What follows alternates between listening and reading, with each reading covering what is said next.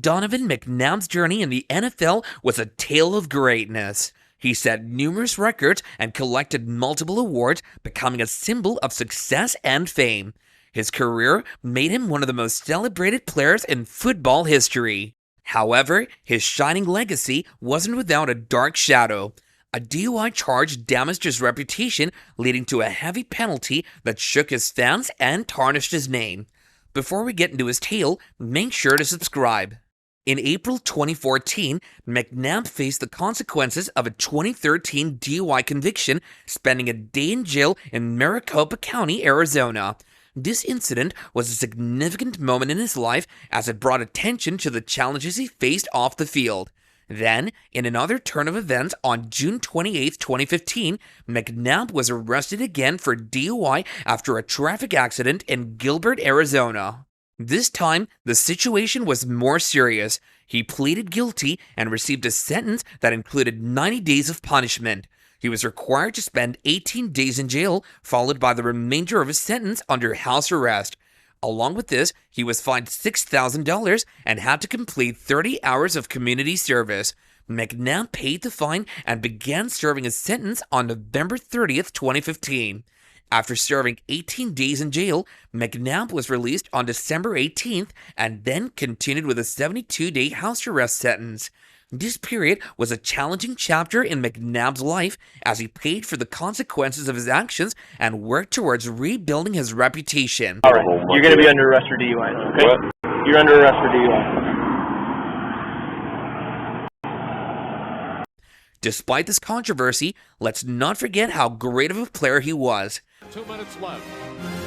Here comes the rush. He fires for the end zone. Leaping reception for a touchdown. McNabb grew up in Chicago, Illinois, where he was born and raised. His love for sports started early, and he attended Mount Carmel High School, where he made a name for himself on the football field. As a sophomore, he played alongside future NFL stars Simeon Rice and Matt Cushing. The trio was instrumental in leading Mount Carmel to a victory in the 1991 state championship against Wheaton Central High School. By the time he was a senior in 1993, McNabb had become a standout player. He led his team to win the Chicago Prep Bowl championship, showcasing his leadership and talent. But football wasn't his only passion. McNabb was also an impressive athlete in track and field, displaying his versatility and athleticism. Additionally, he played basketball and was teammates with future NBA player Antoine Walker. McNabb's high school years were filled with achievements and set the stage for his future success in sport. Though McNabb was highly sought after by college recruiters, only Syracuse University and the University of Nebraska offered him scholarships to play football as a quarterback. McNabb initially leaned towards Nebraska, drawn by the opportunity to play under the legendary coach Tom Osborne. However, he ultimately chose Syracuse for a couple of reasons. He wanted to prove himself as a competent pocket passer, and Syracuse also had a broadcasting journalism program that interested him. McNabb's journey at Syracuse began with a redshirt year in 1994, but from there, he quickly became a central figure in the team. He started every game throughout his college career, amassing an impressive 35-14 record. In his freshman year, McNabb made history by throwing a 96-yard touchdown pass against West Virginia University, the longest in Syracuse's history. He had an outstanding game, accounting for 354 total yards of offense, and at the end of the season, he was named the Big East Conference's Rookie of the Year. As he progressed through his college years, McNabb continued to break records and lead his team. During his junior season, he accumulated 2,892 yards of total offense, setting a new school record. In his senior year, McNabb led Syracuse to an Orange Bowl appearance against Florida and nearly defeated the eventual national champions, the Tennessee Volunteers, in a close game. That season, he completed 157 for 2,134 yards and tied the school's single-season record with 22 touchdown passes, a mark set by former Eagle Don McPherson in 1987. He also rushed 135 times for 438 yards and scored 8 touchdowns. McNabb's impressive performance earned him a spot among the nation's best, ranking 6th in passing efficiency and 22nd in total offense. In addition to his football achievements, McNabb also played on the Syracuse basketball team as a walk-on for 2 seasons under coach Jim Boeheim. He was part of the nationally ranked team that reached the national championship game in 1996, where they faced Kentucky, led by McNabb's former high school teammate Antoine Walker. McNabb's college career was marked by numerous accolades. He was named the Big East's Offensive Player of the Decade for the 1990s and won the Big East Offensive Player of the Year award 3 times from 1996 to 1998. He was also a first-team All-Conference selection in each of his 4 seasons and a finalist for the 1998 Heisman Trophy. Later, he was honored as a member of the Syracuse All-Century football team. McNabb also had a memorable experience during his junior year when he hosted future NFL star Michael Vick on a recruiting visit to Syracuse. The two developed a friendship that lasted beyond their college years, and then came the start of an extraordinary career.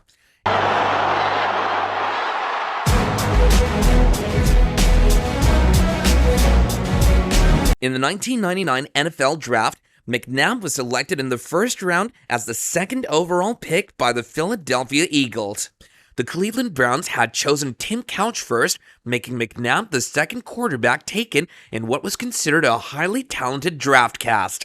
This draft was notable because it was expected to be the best for quarterbacks since the famous class of 1983. Before the draft, a group of Eagles fans known as the Dirty 30 was sent to the event by sports radio host Angelo Cataldi and Philadelphia Mayor Ed Rendell. They believed the Eagles would pick running back Ricky Williams and hoped to cheer for that selection. However, when the Eagles chose McNabb instead, the Dirty 30 expressed their disappointment by loudly booing him when he appeared on stage. This reaction was unexpected and marked the start of McNabb's complex relationship with some fans in Philadelphia. Despite the mixed reactions, McNabb quickly proved his worth. He was one of the 5 quarterbacks selected in the first 12 picks of that year's draft. While many had high expectations for this group, only McNabb and Dante Culpepper went on to have successful careers in the NFL. Tim Couch struggled with the Cleveland Browns and retired in 2007 after a failed comeback attempt with the Jacksonville Jaguars. Meanwhile, Achilles Smith and Kate McNown were out of the league by 2002. By 2006, McNabb's first taste of NFL regular season action came in a game against the Tampa Bay Buccaneers on September 19th when he played in the second half of a 19-5 loss at home. He made his first career start on November 14th at home against Washington. In that game, he completed 8 of 21 passes for 60 yards and led the team to a 35-28 victory. He also rushed 9 times for 49 yards and successfully executed 2 two-point conversions, one by rushing and the other by passing. This performance made McNabb the first Eagles rookie quarterback to start a game since Brad Gable and the first rookie draft pick to start since John Reese in 1972. With the win, he also became the first Eagles rookie quarterback to win his debut start since Mike Barilla did on December 1st, 1974 against Green Bay, and the first Eagles quarterback to win his first start since Ty Detmer on October 13th, 1996 against the New York Giants. McNabb's first career touchdown pass came on November 21st, 1999 in a home game against the Indianapolis Colts. He connected with tight end Chad Lewis for a 6-yard score in a 44-17 loss. McNabb went on to start 6 of the Eagles' final 7 games that season, missing only the December 19th game against the New England Patriots due to injury. Despite some ups and downs, McNabb's rookie season laid the foundation for what would become a memorable career with the Eagles. In his first full season as an NFL starter in 2000, McNabb had a standout year, finishing 2nd in the Associated Press MVP voting. He was narrowly beaten by St. Louis Rams running back Marshall Faulk, who set an NFL record for the most touchdowns in a season. McNabb's season was filled with memorable moments and impressive performances. He made his primetime debut on ESPN on October 1st in a game against the Atlanta Falcons at home. McNabb threw for over 300 yards, leading the Eagles to a dominant 38-10 victory. It was the first time an Eagles quarterback had thrown for 300 yards in a game since Bobby Hoying did it in 1997. Another highlight of McNabb's season came on November 12th when he threw a career-high 55 pass attempts in a thrilling comeback win against the Pittsburgh Steelers.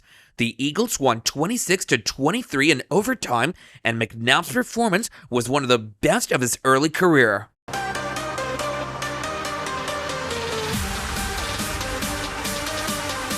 McNabb also showcased his versatility as a dual-threat quarterback.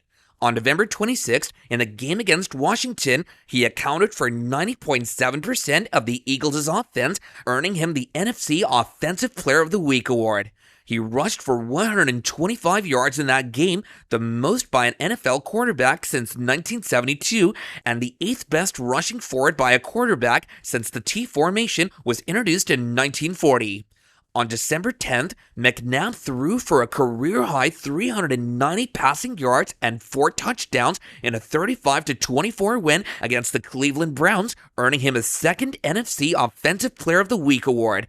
He led the Eagles to their first playoff appearance since 1996, where they defeated the favorite Tampa Bay Buccaneers 21-3 in the wild card round.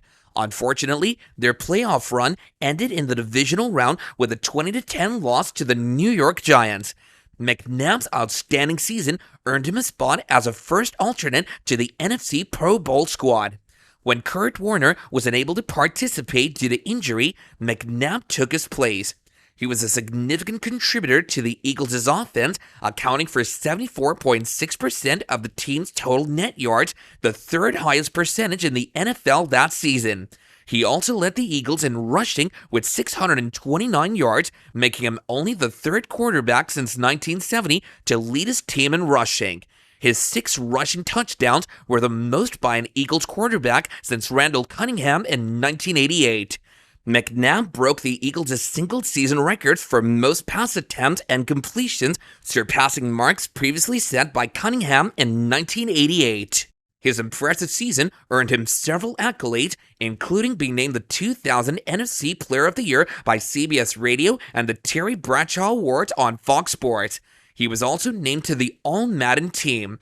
In 2001, McNabb continued to lead the Eagles to success, guiding them to an 11-5 record. He orchestrated 2 fourth-quarter comebacks against the defending NFC champion New York Giants. The first came on October 22nd when his 18-yard pass to James Thrash with just under 2 minutes remaining secured a 10-9 victory, ending a 10-game losing streak against the Giants. The second comeback occurred on December 30th when McNabb led the Eagles to a 24-21 win, clinching their first NFC East title in 13 years. In the NFC divisional round against the Chicago Bears on January 19, 2002, McNabb delivered another stellar performance. He completed 26 of 40 passes for 262 yards and 2 touchdowns, while adding 37 yards and a touchdown on the ground. His rushing touchdown was also the final touchdown scored at the Old Soldier Field. McNabb became only the 4th quarterback in Eagles history to pass for 3,000 yards in consecutive seasons, joining the ranks of Sonny Jurgensen, Ron Jaworski, and Randall Cunningham. The Eagles advanced to the NFC Championship game for the first time since 1980, where they faced the heavily favored St. Louis Rams. Although the Eagles lost, McNabb's leadership and playmaking ability helped solidify his status as one of the league's top quarterbacks. Even injuries couldn't stop him from giving his best. Garcia, and they're awaiting word on Donovan McNabb and the injury. And as Dan was indicating again, apparent right leg injury there. Will certainly keep you updated. Following the 2001 season, McNabb earned his second trip to the Pro Bowl, originally being named an alternate. He had an outstanding season, amassing a total of 3,715 yards of offense and setting personal bests with 25 touchdown passes and a quarterback rating of 84.3. McNabb was consistent throughout the season, throwing touchdown passes in 15 of the 18 games he played, including the playoffs, and had multiple touchdown games on 12 occasions. His teammates recognized his value, voting him as the club's offensive MVP for both 2000 and 2001. During the offseason, McNabb secured his future with the Eagles by signing a massive 12-year contract worth $115 million, including a $20.5 million signing bonus. The 2002 season started strong for McNabb, who was named NFC Offensive Player of the Month for September. He led the Eagles to score a franchise record 140 points over 4 games. During this period, McNabb was responsible for 71.5% of the team's offensive production, completing 92 of 150 passes for 1,050 yards and 9 touchdowns, along with just 3 interceptions, giving him a passer rating of 92.2. He also contributed 141 rushing yards and scored 2 touchdowns on the ground. However, the season took a tough turn in Week 11 when McNabb suffered a broken fibula in a game against the Arizona Cardinals. On the third play, he was sacked and fumbled the ball, injuring his right leg. Despite the pain, McNabb returned to the game after a brief trip to the locker room where his ankle was taped up. Remarkably, he finished the game with 20 completions on 25 attempts for 255 yards and 4 touchdowns, solidifying his place as the NFL's leader in total touchdowns per game for the season. Initially thought to be just a sprained ankle, X-rays later revealed the more serious fibular fracture, sidelining McNabb for the rest of the regular season. Even without their star quarterback, the Eagles managed to finish strong with a 5-1 record under backups A.J. Feely and Coy Detmer. McNabb returned for the playoffs, facing the Atlanta Falcons in the divisional round. Despite a slow recovery, he led the team to a 20-6 victory. However, the Eagles' season ended in disappointment with a 27-10 loss to the Tampa Bay Buccaneers in the NFC Championship. The Buccaneers' defense, which was the best in the league, limited McNabb's effectiveness, and he finished the game with a passer rating of just 58.5. While McNabb struggled, it's worth noting that the Buccaneers also stymied other top quarterbacks, including Jeff Garcia and MVP Rich Gannon in the playoffs. The 2003 season had its own challenges, starting with controversy sparked by Rush Limbaugh's comments on ESPN. Limbaugh suggested that McNabb was overrated and that the media wanted a black quarterback to succeed, leading to widespread criticism. Limbaugh soon resigned from ESPN, and studies later found no support for his claims. Despite the rocky start, McNabb found his groove in the latter half of the 2003 season, posting the highest quarterback rating in the league at 97.5 and completing over 62% of his passes. His standout moment came in the divisional round against the Green Bay Packers, where he led the Eagles to a dramatic overtime win. During this game, McNabb became the first quarterback to rush for over 100 yards in a postseason game, breaking a record held by Otto Graham for over 50 years. He also completed a critical 4th and 26 pass to Freddie Mitchell, a play that became iconic in NFL history. However, the Eagles fell short once again in the NFC Championship, losing 14-3 to the Carolina Panthers. McNabb suffered a rib injury during the game, which hampered his performance. This marked the 3rd consecutive year the Eagles lost in the NFC Championship game. McNabb joined Ken Stabler and Danny White as the only quarterbacks to experience such a streak of near misses. Some critics argued that McNabb choked these big games, pointing to his cumulative passer rating of 50.5 in the 3 championship losses. However, a closer look at the circumstances, such as injuries, tough passes, and a lack of top receiving talent, paints a more complex picture. Despite the setbacks, McNabb remained a critical player for the Eagles, consistently leading them deep into the playoffs and solidifying his status as one of the top quarterbacks of his era. In the 2004 season, McNabb truly cemented himself as one of the elite quarterbacks in the NFL. He had an impressive year, averaging 8.26 yards per attempt and completing 64% of his passes. McNabb threw 31 touchdown passes and added 3 more rushing, with only 8 interceptions. This stellar performance resulted in a season passer rating of 104.7, setting a new Eagles franchise record. His rating was second in the NFC for 2004 and ranked among the best in recent NFL seasons, tying Steve Young for the 15th highest single-season passer rating in NFL history at that time. What made McNabb's season even more special was that he became the first quarterback in league history to throw over 30 touchdowns while having fewer than 10 interceptions in a single season. He also set a new NFL record with 20 completions of over 40 yards. This statistical leap coincided with the addition of Terrell Owens, who caught 77 passes for 1,200 yards and 14 touchdowns in just 14 games. Owens was the first Pro Bowl caliber wide receiver the Eagles had since Irving Fryer in 1997 and their first All-Pro wide receiver since Mike Quick in 1985. With McNabb and Owens leading the way, the Eagles started the season with a franchise-best 7-0 record. They clinched their division title with 5 games still left to play, winning the NFC East by a record-tying 7-game margin and finishing with a 13-3 record, the best 16-game season in the team's history. McNabb ended the season just 1 touchdown shy of the Eagles' single-season records for passing and total touchdowns, largely because he was rested for most of the team's final games. One of McNabb's standout performances came in a Week 13 game against the Green Bay Packers, a team contending for the Super Bowl. He started the game by completing his first 14 passes, setting an NFL record with 24 consecutive completions over 2 games. The Eagles dominated, winning 47-17, with McNabb throwing for a then-franchise record of 464 yards and 5 touchdowns, all in the first half. His completion rate was 74.4%, and he had a passer rating of 147.8.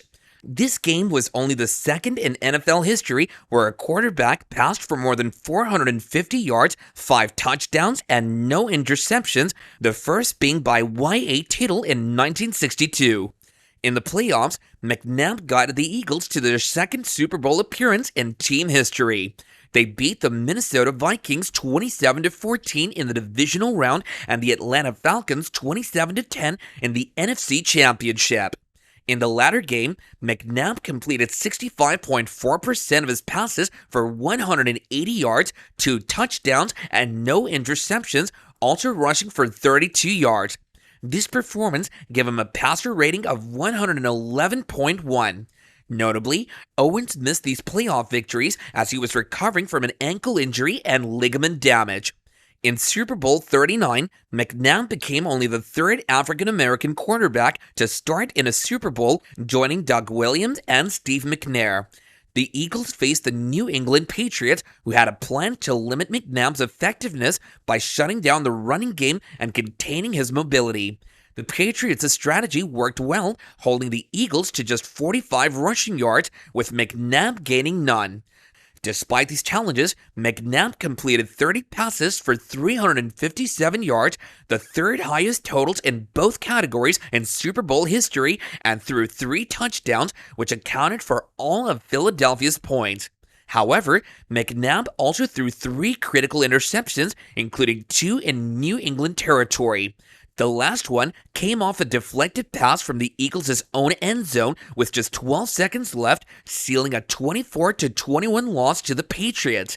There was some controversy after the game, with rumors that McNabb had become ill and vomited in the huddle during the Eagles' last touchdown drive. McNabb denied these rumors, and none of the extensive television coverage showed such an incident. The rumors persisted despite being described as a myth and an NFL legend by sources like the Philadelphia Inquirer and Bleacher Report. For his outstanding performance in 2004, McNabb was selected to his 5th consecutive Pro Bowl and was named the NFC Player of the Year by CBS Radio and the DC Touchdown Club. He also received the 101 Awards NFC Offensive Player of the Year honor. In 2005, McNabb had a season filled with drama and ended up on the injured reserve. He started strong, earning NFC Offensive Player of the Month for September, despite dealing with a painful sports hernia. He had impressive numbers in the early games, including 964 yards and 8 touchdowns in 3 games. However, things took a turn when the Eagles lost 4 straight games. McNabb's season came to a halt in mid-November due to a groin injury sustained in a game against the Dallas Cowboys. He finished with decent stats, throwing for 2,507 yards, 16 touchdowns, and 9 interceptions, but the Eagles struggled without him and ended the season with a 6-10 record. In 2006, McNabb had a strong start, but his season was cut short again. He tore his ACL and meniscus in a game against the Tennessee Titans, ending his season. Jeff Garcia stepped in and led the Eagles to the playoffs. McNabb returned earlier than expected in 2007, but struggled at times. He had a standout game against the Detroit Lions with a perfect passer rating, but also faced challenges, including being sacked a record-tying 12 times by the New York Giants. He finished the season with 3,324 passing yards and 19 touchdowns. In a win against the Cowboys, there was speculation about his future, but McNabb later clarified that he planned to stay with the Eagles for the next season. After the 2007 season, McNabb faced some criticism when he mentioned needing playmakers on his blog. He clarified that he wasn't targeting anyone specific and just felt the team needed to improve. During the 2008 season, he stirred things up by saying the Eagles should have beaten their NFC East rivals and believed they were still a top team. McNabb had a strong start to the 2008 season, including a standout game in Week 1 where he threw for 361 yards and 3 touchdowns, earning the FedEx-era Player of the Week award. He also became the Eagles' all-time leader in touchdown passes. However, he had a tough game against the Cincinnati Bengals, ending in a tie. McNabb admitted he didn't know regular season games could end in ties, which led to some controversies. Later, McNabb struggled and was benched in a game against the Baltimore Ravens, making way for Kevin Kolb, who threw an interception and returned it for a touchdown. Despite these ups and downs, McNabb helped the Eagles reach the playoffs for the 7th time. He set a career high with 3,916 passing yards and led the team to a franchise record 416 points. He also set an NFL record for the lowest career interception percentage. In the playoffs, McNabb led the Eagles to victories over the Minnesota Vikings and the defending champions, the New York Giants. The Eagles then faced the Arizona Cardinals in the NFC Championship game. Although McNabb threw for 375 yards and 3 touchdowns, the Eagles lost 32-25 after the Cardinals scored a late touchdown. This was McNabb's last appearance in a conference championship game. In a 2009 NFL draft, the Eagles added Jeremy Maclin, a standout wide receiver from Missouri, to their roster, joining Kevin Curtis and Deshaun Jackson. While Curtis had a modest season with 77 yards, Maclin impressed with 773 yards and 4 touchdowns as a rookie, and Jackson made the Pro Bowl for the first time. Tight end Brent Selleck also became a key target for McNabb, catching 76 passes for 971 yards and 8 touchdowns. McNabb also supported the Eagles' decision to sign quarterback Michael Vick, who was returning from prison. McNabb had previously hosted Vick and was pleased to see him get a fresh start. In the 2009 season opener, McNabb led the Eagles to a 38-10 win over the Panthers, but broke a rib in the process. He missed the next 2 games, but returned in Week 5 to a strong performance against the Buccaneers.